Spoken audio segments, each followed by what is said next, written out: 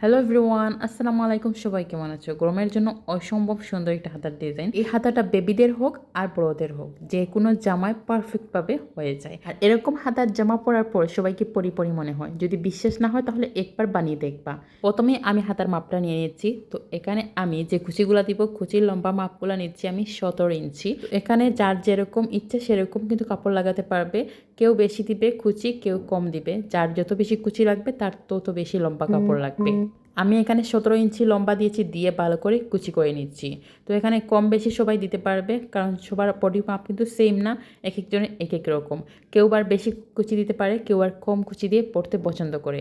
কম কুচি দিলেও কিন্তু এই হাতাটা হয়, আবার বেশি কুচি দিলেও কিন্তু আরও বেশি সুন্দর লাগে। যে যার যেরকম ইচ্ছে সেরকম বানাতে পারবে। তো আমি এখানে একটু বেশি কুচি দিব, তাই আমি একটু বেশি করে কাপড় এখানে নিয়েছি। তো এই তো প্রথমে কিন্তু আমি মোহরির অংশে যে কুচিটা ওটা দিয়ে দিয়েছি, আর তারপর 2 ইঞ্চির মতো কাপড় মোহরিতে লাগিয়ে নিব। আমি যে মোহরিতে কাপড়টা লাগাচ্ছি 2 ইঞ্চি কাপড়, এটাতে কিন্তু ভিতরে বক্রম আছে, কারণ বক্রম ছাড়া কিন্তু এটা সুন্দর মতো বসবে না, তাই একটু হালকা বক্রম দিয়ে তারপর উপরে সেলাই করে নিচ্ছি। বক্রম দিয়ে এই হাতার ডিজাইনটা করলে বেশি ভালো লাগে, কারণ বক্রম শক্ত থাকবে আর ডিজাইনটা খুবই সুন্দরভাবে বসবে।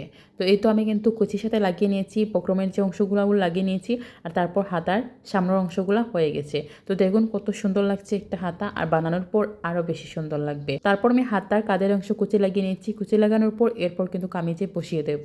এই কুচিটা দেওয়ার সময় অবশ্যই কেয়ার রাখতে হবে, সামনের যে কুচিগুলা এগুলোর সাথে সমান সমান বসতে হবে। যদি সমান সমান বসে তাহলে ডিজাইনটা খুবই সুন্দর আসবে, এলোমেলো কুচি হয়ে যাবে না, দেখতে ভালো লাগবে।